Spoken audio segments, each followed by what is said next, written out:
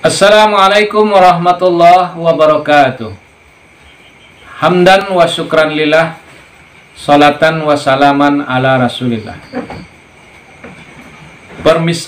Pemirsa di mana saja berada, kaum muslimin, kaum muslimat, para generasi muda yang dirahmati oleh Allah.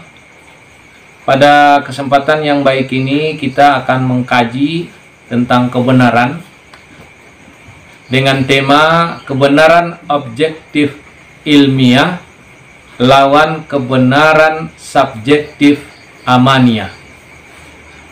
Kebenaran objektif ilmiah yaitu kebenaran yang bisa dibuktikan secara rasional, yaitu kebenaran yang memenuhi unsur-unsur akaliah atau memenuhi unsur-unsur keyakinan manusia normal. Kebenaran objektif ilmiah ini hanya ada pada kitab Allah. Yang terakhir pada zaman ini adalah Al-Quran, Al-Quranul Azim. Al-Quran, satu kitab yang merancang dan membangun kehidupan yang agung. Ada 3 syarat kebenaran itu objektif ilmiah. Yang pertama, kebenaran itu Allah sebutkan di dalam surat At-Takasur, surat ke-102 dengan istilah ilmul yakin. Kebenaran objektif ilmiah itu harus memenuhi secara keilmuan, sudah memenuhi unsur-unsur keyakinan yang disebut dengan ilmul yakin. Secara teoritis itu sudah bisa diterima secara rasional. Dan itu hanya ada pada Al-Quran. Yang kedua, kebenaran objektif ilmiah itu memenuhi unsur-unsur yang bisa dideteksi dengan panca indera. Bisa dilihat dengan mata, bisa didengar dengan telinga, bisa diraba dengan kulit, bisa dirasa dengan lidah.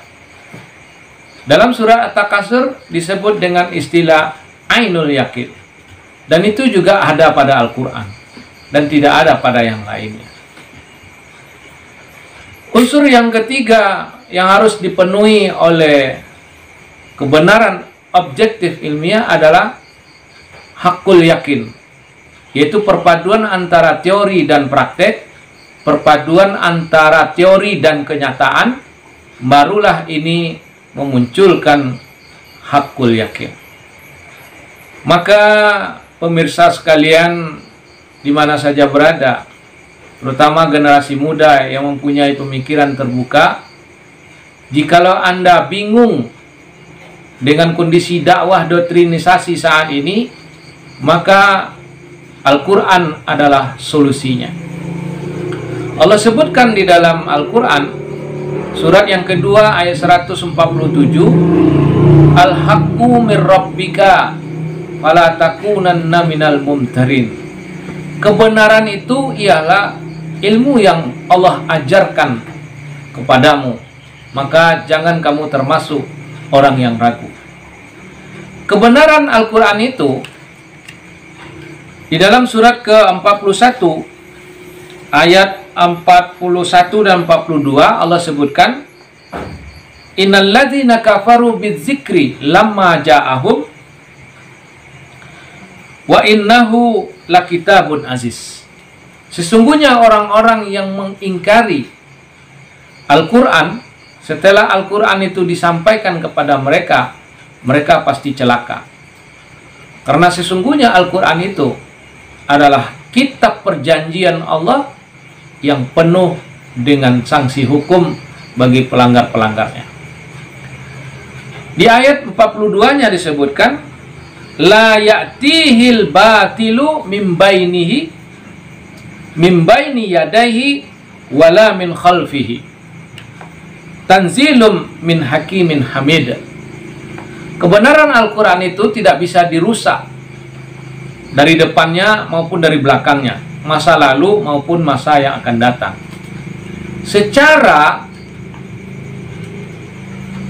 keorisinilannya Al-Quran itu akan terjaga pada tulisan Arabnya dan pada pemahaman dari kata-katanya. Kalau terjemahannya bisa dirusak, dan Al-Quran sekarang ini terjemahnya sudah banyak dirusak, sehingga orang yang tidak tadabbur Quran tidak mengetahui kalau Al-Quran itu sudah dirusak. Yang kedua, kebenaran Al-Quran itu bisa dilihat di lapangan. Yang berbicara tentang alam, silahkan dilakukan penelitian. Allah sebutkan di ayat yang ke-52-nya, yang ke-53 maksudnya, surat Fussilat surat ke-41, sanurihim ayatina fil afaqi wa fi anfusihim hatta yatabayyana lahum annahul haqq. Kami akan memperlihatkan secara fakta kebenaran yang dijabarkan oleh Al-Quran, ayat-ayat kami di setiap penjuru, termasuk pada diri manusia itu sendiri. Silakan teliti ayat yang bicara tentang embriologi misalnya. Silakan lakukan penelitian. Benarkah yang disampaikan oleh Al-Quran ini sesuai dengan kenyataan atau tidak? Silakan lakukan. Kemudian Allah berbicara tentang alam, bahwa yang beredar itu adalah matahari dan bulan. Allah tidak sebutkan bumi beredar. Lakukan penelitian. Jangan bersandar pada penelitian orang lain. Jikalau tidak benar, maka lakukanlah apa yang Anda lakukan. Kemudian, Al-Quran berbicara tentang alam akhirat. Maka ini disebutkan di dalam surat yang ke-7 Al-A'raf ayat ke-53. Itu hanya tinggal menunggu waktu saja. Apabila Anda sudah sampai ke alam akhirat nanti, Anda akan tahu kebenaran daripada Al-Quran itu.